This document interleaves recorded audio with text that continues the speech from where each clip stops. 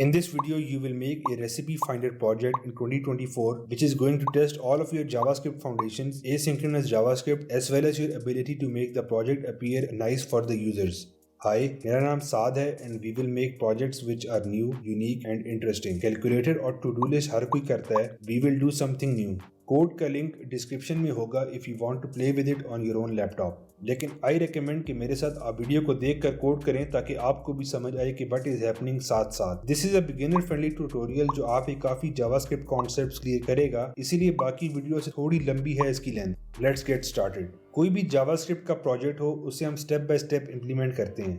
यानी पहले हम कंसोल वर्जन से स्टार्ट करेंगे और उसके बाद स्लोली अपना यूआई बिल्ड करेंगे ताकि हम एक वक्त पर एक काम कर रहे हों और हमें सिर्फ एक वक्त पर एक प्रॉब्लम सॉल्व करनी पड़े. Now let's start the project. मेरे पास एक सिंपल HTML का स्ट्रक्चर है और इसके अंदर मैंने अपने स्टाइल्स और जावास्क्रिप्ट की फाइल को लिंक किया हुआ है. अभी ना मुझे स्टाइलिंग से गर्ज है और ना मुझे डॉम मैनिपुलेशन से. The only thing I want first is the food recipe search वाली API ताकि मैं कंसोल में देख सकूं कि हमारी API काम कर रही है कि नहीं. API के लिए मैं एडामाम की वेबसाइट पर जाऊंगा.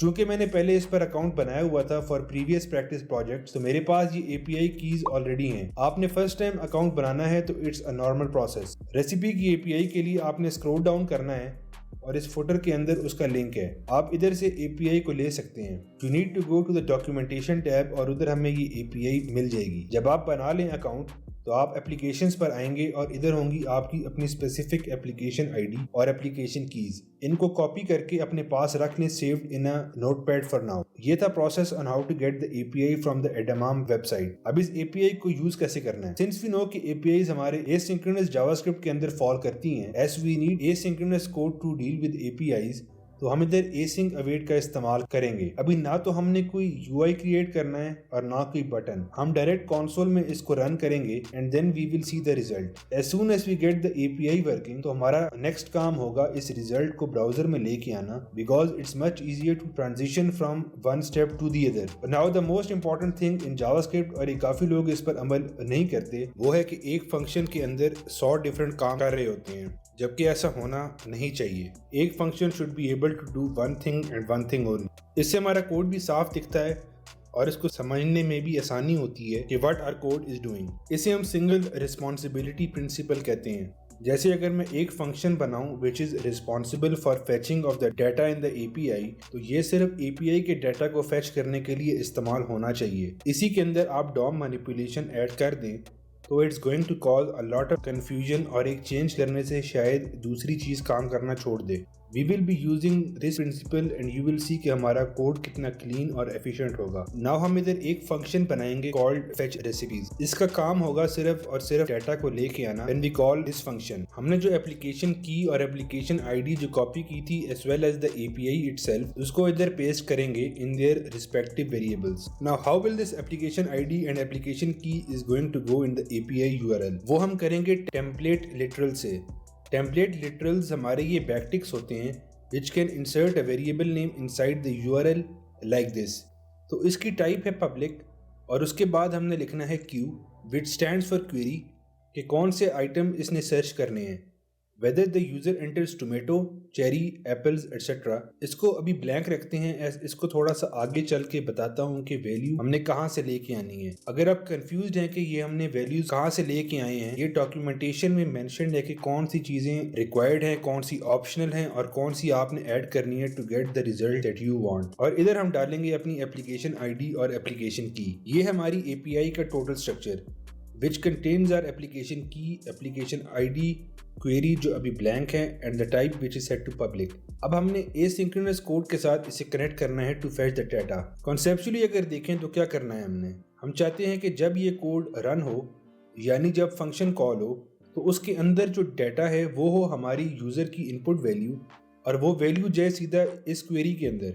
फॉर डेमोन्स्ट्रेशन पर्पसेस मैं फेच रेसिपी को वैसे ही कॉल करता हूँ और इसके अंदर मैंने अब कोई डाटा पास करना है ताकि मैं इस क्वेरी के अंदर डायनामिकली वो वैल्यू ऐड कर सकूं इन द फ्यूचर. लेकिन अभी के लिए कोई हार्ड कोडेड वैल्यू सेट कर देते हैं, लेट्स से चिकन की इन अ सेपरेट वेरिएबल. तो इस वेरिएबल को मैं पास करूंगा इस फंक्शन के अंदर और अब मुझे इसे अपने ओरिजिनल फेच रेसिपीज वाली जगह पर एक वैल्यू देनी होगी टू एक्सेप्ट दिस वेरिएबल. इसको मैं दे देता हूँ वैल्यू क्वेरी की और यही सेम नाम मैं इधर प्लेस कर देता हूँ इन द एम्प्टी स्पेस ताकि जो भी वैल्यू हो वो इधर रिप्लेस हो जाए और हमारी एपीआई उस डेटा के साथ उसे कॉल करे। नाउ अभी तो हार्ड कोडेड वैल्यू है, लेकिन जब यूजर इनपुट करेगा तो ये वैल्यू उसके साथ रिप्लेस हो जाएगी। सो इस तरह अगर आप अपने प्रोजेक्ट को मैनेज करें तो काफी आसान हो जाता है, as we are doing mini steps to complete the project. ये तो था बेसिक सा structure. Now how will we call this API? पहले कॉल करेंगे और उसके बाद देखेंगे कि डाटा हमारा कैसे आता है। सो first step is to convert the normal function into an async await function। अगर async await का नहीं पता तो in very simple terms, चूंकि हम APIs के साथ काम कर रहे हैं तो it takes some time for the data to come back from this point। तो ये काम synchronous JavaScript में नहीं हो सकता, उसके लिए हम async await को यूज करते हैं।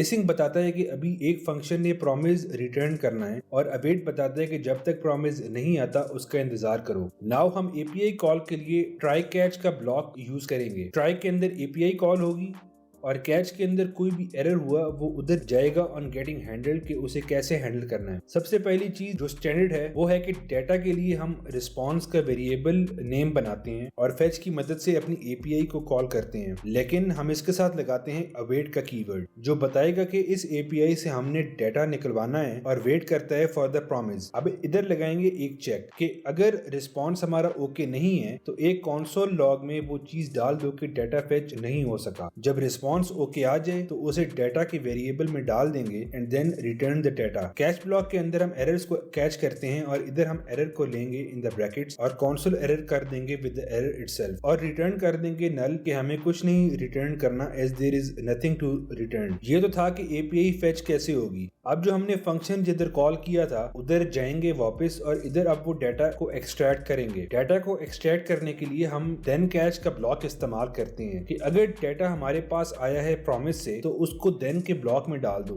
और अगर एरर आया है तो उसे कैच के ब्लॉक में डाल दो। मैं डाटा को इफ एल्स ब्लॉक के अंदर डालता हूं और फेच डाटा के साथ डाटा को ऐड करता हूं और अगर आप ब्राउजर के कंसोल में देखें तो ये कुछ ऑब्जेक्ट आ रहा है सामने। इसको एक्सपेंड करते हैं और आप देखेंगे कि 20 हिट्स आ रही हैं। इसको मजीद एक्सपेंड करते हैं और ये तमाम रेसिपीज आ रही हैं related to the word chicken. मैं मजीद एक एरे इंडेक्स को एक्सपेंड करता हूं और हमारे पास इस रेसिपी की इमेज, नेम और डिटेल्स आ रही हैं। ये हुआ हमारा एपीआई वाला काम और अब हम अपना यूआई इजीली बिल्ड कर सकते हैं। अगर आप भी इस चैनल को इजीली हेल्प करना चाहते हैं, consider subscribing and if you found this video helpful so far give it a like. अब हम चलेंगे डाटा को डिस्प्ले करवाने। हमारा कंसर्न अभी यूजर इंटरफेस से नहीं है, हमारा कंसर्न सिर्फ इस डाटा को डिस्प्ले करवाना है on the browser. For this मैं एक और फंक्शन बनाता हूं which is going to be responsible for displaying the data on the screen. हमें इसमें से क्या चाहिए? रेसिपी का नाम, रेसिपी की इंस्ट्रक्शंस और उसकी पिक्चर। अब इधर हम डॉम मैनिपुलेशन का यूज करेंगे। सबसे पहले हमने HTML के अंदर एक कंटेनर बनाना है जिसके अंदर हमारी सारी रेसिपीज आएंगी। Now will go back to a JavaScript file और उसके अंदर हम दो सेपरेट फंक्शंस बनाएंगे। एक फंक्शन होगा जिसकी जॉब होगी सिर्फ रेसिपीज को क्रिएट करना और दूसरे फंक्शन का काम होगा कि उन रेसिपीज को HTML के अंदर डिस्प्ले करवाना। अगर इनको एक फंक्शन के अंदर डाल दें तो काफी कंफ्यूजन होगी कि एक ही फंक्शन के अंदर डिस्प्ले हो रहे हैं और क्रिएट भी हो रहे हैं। हमारा पहला फंक्शन है क्रिएट रेसिपी एलिमेंट जो हमारे डिस्प्ले रेसिपी से लेकर रेसिपी डाटा और उसके मुतालिक एलिमेंट्स क्रिएट करेगा इन द HTML। सबसे पहले हम एक डिव क्रिएट करेंगे। हेडिंग के लिए हम h2 बनाएंगे और रेसिपी से लेबल की वैल्यू के साथ अटैच कर देंगे as that is the value जो हमारे पास डाटा में आ रही है। हमने इंग्रेडिएंट्स को डिस्प्ले करवाना है। अगर आप डाटा को देखें तो ये इंग्रेडिएंट्स के एरे के अंदर है और एरे के डाटा से हमें लूप ओवर करना हो तो वो हम डॉट मैप के मेथड के साथ करते हैं और हम भी इधर यही करेंगे ताकि सारे इंग्रेडिएंट्स हमारे पास आ जाएं। तो इसको विजुअली देखें हम कैसे एक्सेस करेंगे। रेसिपी डॉट इंग्रेडिएंट्स से हम इस एरे के अंदर आएंगे और साथ लगाएंगे मैप का मेथड। अभी आप कंसोल लॉग करके देखें तो सारे टेक्स्ट आ गए हैं। तो हम इसको रीडेबल नाम दे देंगे इंग्रेडिएंट और इसको इम्प्लिसिट रिटर्न लगा देंगे इंग्रेडिएंट डॉट टेक्स्ट का, क्योंकि ये टेक्स्ट के अंदर है सब। अभी आप देखें तो हमारे टेक्स्ट के पास कोई स्पेस नहीं है आफ्टर ईच कॉमा, तो उसके लिए हम जॉइन लगाएंगे साथ और कॉमा के बाद स्पेस देंगे ताकि हर कॉमा के बाद टेक्स्ट में स्पेस आ जाए। Next we will create the image. उसका सोर्स टैग डाल देंगे रेसिपी डॉट इमेज और आर्ट नेम हो जाएगा रेसिपी डॉट लेबल। एक हॉरिजॉन्टल रूल वाली लाइन बनाएंगे और सारे चाइल्ड एलिमेंट्स को अपेंड कर देंगे रेसिपी डिव के साथ और रिटर्न कर देंगे इस फंक्शन से। अब आएंगे डिस्प्ले करने पर। डिस्प्ले रेसिपीज के अंदर आएगा डाटा जो हम एपीआई से ले रहे हैं, तो इसके ब्रैकेट्स में I will add the word recipes और हमने इसको मेन HTML पर डिस्प्ले करवाना है। तो जो हमने HTML पर कंटेनर बनाया था वो इधर सिलेक्ट करते हैं। इधर हमने लगाने हैं दो चेक्स। पहला चेक करेगा कि वेदर रेसिपीज के अंदर डाटा है कि नहीं। अगर डाटा है तब फंक्शन कॉल करो टू डिस्प्ले द प्रोजेक्ट्स। अगर नहीं है डाटा तो HTML पर डिस्प्ले कराओ कि कुछ भी नहीं मिला इसे। उसके लिए हम देखेंगे अपना console.log, उसके अंदर हमारा डाटा आ रहा है हिट्स के अंदर। तो हम इफ कंडीशन लगाते हैं और उसके अंदर सबसे पहले लिखेंगे रेसिपीज, फिर लगाएंगे and then we will say के recipes.hits और recipes.hits की लेंथ अगर 0 से ऊपर है, यानी अगर एक भी है तो इसका मतलब है कि रेसिपीज का डाटा है इसमें, तो फिर हमारी ये रेसिपी को डिस्प्ले करवाओ। लेकिन हमारे पास डाटा इज एन अरे, तो उसके लिए हम कैसे लूप ओवर करते हैं? That is going to be with the for each method. For each लगाएंगे recipes.hits के ऊपर और अब मैं कंसोल करता हूं कि हमारे पास क्या आ रहा है। ये आप देखें तो हमारे पास सारी इंडिविजुअल रेसिपीज आ गई हैं आउटसाइड ऑफ द अरे। अब इसको हमने सेव करना है वेरिएबल में, जो फंक्शन बनाया है ऊपर उसके अंदर से कॉल कर सकें और वो इसको HTML के अंदर कन्वर्ट करे। और ये रेसिपी एलिमेंट वाला वेरिएबल HTML एलिमेंट में कन्वर्ट हो रहा है और हम साथ ही अपने main container in the HTML में इसे ऐड कर देंगे। हमारा लूप के ऊपर डायनामिकली रेसिपी के एलिमेंट्स क्रिएट हो जाएंगे,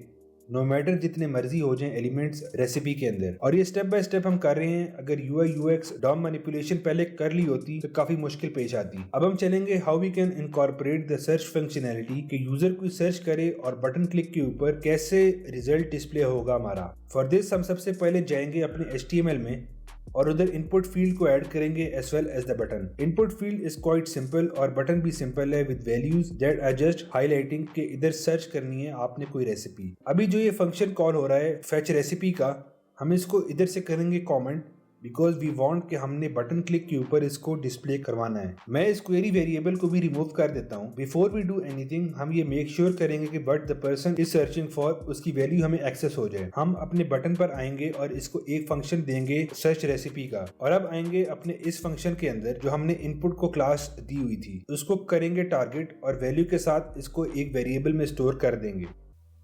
उसके बाद हम एक सिंपल चेक लगाते हैं टू इंश्योर कि जो कंटेंट लिखा है वो कहीं एम्प्टी तो नहीं है। उसके लिए हम query.trim का यूज करेंगे which checks whether we have any content or not। अगर कंटेंट है तो यूज दिस क्वेरी। हमने जो कमेंट किया हुआ था उसको एक फंक्शन के अंदर अब डालेंगे ताकि वो इंस्टेंटली कॉल ना हो, वो बटन क्लिक के ऊपर कॉल हो। Now this function is going to be inside the search button वाला फंक्शन, कि इसके क्लिक के ऊपर ये क्वेरी जाएगी इसके अंदर और ये वैल्यू हमारी API को कॉल करेगी।